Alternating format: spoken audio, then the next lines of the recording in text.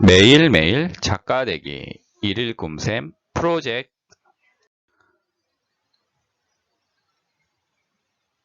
오늘은 선생님이 글의 주제에 대해서 이야기해 보도록 하겠습니다. 이금희 작가님은 글의 주제란 나는 왜 이야기를 쓰고 싶은지, 이야기를 통해 말하고 싶은 것은 무엇일지, 왜 이야기가 생겨났고 재미있었던 것인지를 생각해 보면 된다고 합니다.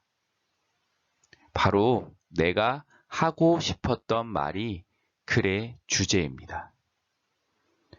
이 글을 통해서 나에게 내가 진짜 흥미롭고 참신하게 생각하는지, 그 다음에 가끔 내 글을 읽을 사람이 궁금해하고 관심을 보일지, 또 내가 쓰고 싶은 이야기지만 내가 잘 알고 있는 내용인지도 한번 생각해 볼 필요가 있습니다.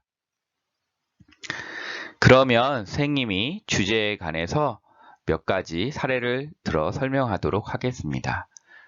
첫 번째로 우정에 관한 것입니다. 우정을 주제로 글을 쓴다면 친구들 사이의 이야기가 될 수 있습니다. 전학을 자주 다니는 친구와 말썽을 피우는 친구가 한반이 되었다고 생각해 봅니다. 과연 어떤 일들이 일어날까요? 우리 친구들도 전학을 가거나 또는 전학을 오는 경우가 있습니다. 바로 그때 내가 하고 싶었던 이야기 또는 내 마음이 주제가 될 수 있습니다. 잘 부탁해 배씨라는 동화책에서는 전학 스트레스를 앓고 있는 이치로가 마음의 빗장을 열고 진정한 우정을 통해 스트레스를 이겨내는 과정을 그립니다.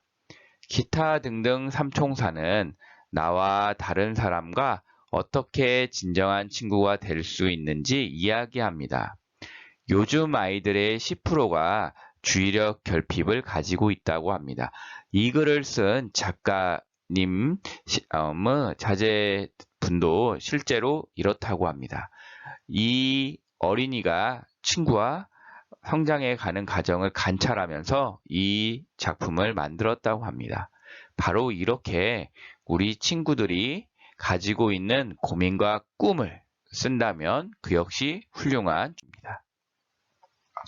두 번째는 소통을 관련해서 쓸 수 있습니다.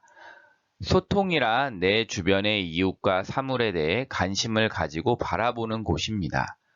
고래를 그리는 아이 중 나는 붉은 티셔츠입니다 라는 동화책에는 제덕이라는 친구가 나옵니다.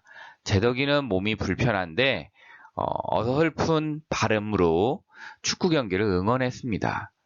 그런데 옆에 있는 친구들은 제덕이의 응원 때문에 축구 경기에서 대한민국이 패했다고 합니다. 하지만 옆에서 제덕이 탓이 아니라고 말려주는 사람이 아무도 없습니다. 이때 제덕이의 마음으로 이 상황을 바라보고 생각해 보는 것도 소통이라고 할 수 있습니다. 랴옹이, 길가에 사는 이름 없는 고양이는 모든 것이 다 실은 자존심 강한 고양이입니다. 하지만 너무 외롭습니다. 그런 고양이에게 따뜻한 시선과 말을 건네고 우산을 씌워주는 한 소년이 나타납니다. 소년은 나옹아 하고 이름을 부르며 둘은 친해집니다. 이렇게 주변에 있는 사물도 이야기 주제가 될 수 있습니다. 세 번째는 배려 주제입니다. 배려란 다른 사람에 대해서 생각해 보는 것입니다.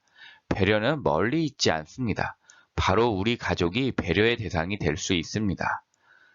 동생이 뚝 태어났어에는 하늘에서 뚝 떨어진 것처럼 어느 날 갑자기 동생이 생겼습니다.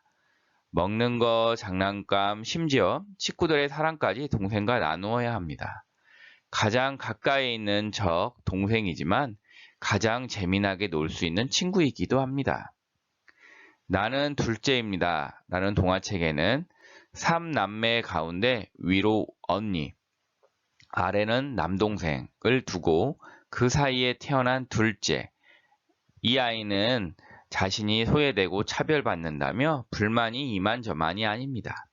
한 지붕 아래 살아가는 가족이지만 배려의 시선을 바라보면 이익거리가 많습니다. 이렇게 우리 가족이 가지고 있는 상황을 다루는 것도 배려가 될 수 있습니다. 주제를 찾다 보면 우리 주변에는 다양한 주제가 있습니다. 제일 중요한 것은 진짜 진정으로 내 마음이 말하고 싶은 것은 무엇일지, 나는 정말 말하고 싶었던 게 무엇이었던가를 생각해 보는 겁니다. 평소에 내가 말하지 못하는 경우가 많이 있습니다. 이 동화를 통해 그 속마음을 털어낼 수 있습니다.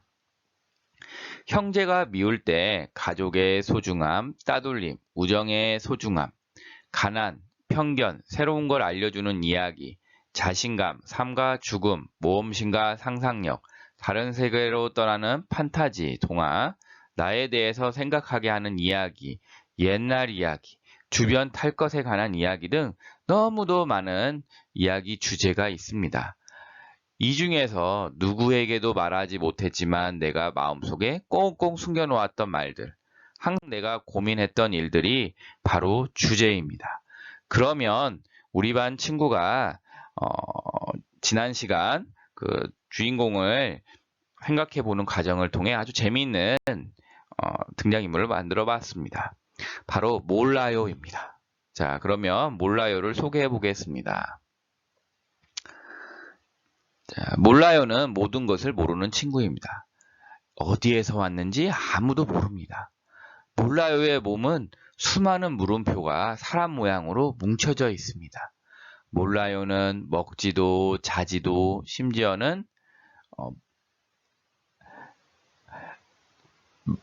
잠을 안 자도 됩니다. 만약 몰라요에게 질문을 한다면 대답은 당연히 몰라요입니다. 여기 밑에 보면은 이 몰라요의 모습이 지금 나와 있습니다.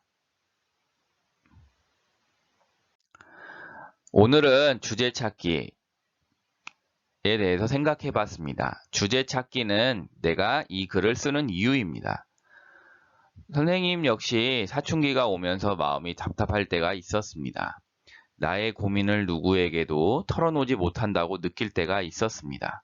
가끔 학교 오는 것이 너무나 힘들 때도 있었습니다. 지금 돌이켜 생각해보면 어른으로서 성장하는 과정이었는데 그때는 너무 힘들었습니다. 바로 여러분의 마음속 이야기를 쓰면 됩니다. 내가 진짜 하고 싶었던 말은 무엇일지 생각해 봅시다. 동화책을 만드는 과정은 바로 내 스스로를 위로하는 과정이기도 합니다. 우리는 모두 소중합니다. 여러분, 할 수 있다는 생각으로 가지고 우리 한번 동화책을 만들어 봅시다. 여러분이 진짜 하고 싶었던 말을 써보도록 합시다. 여러분, 할 수 있습니다.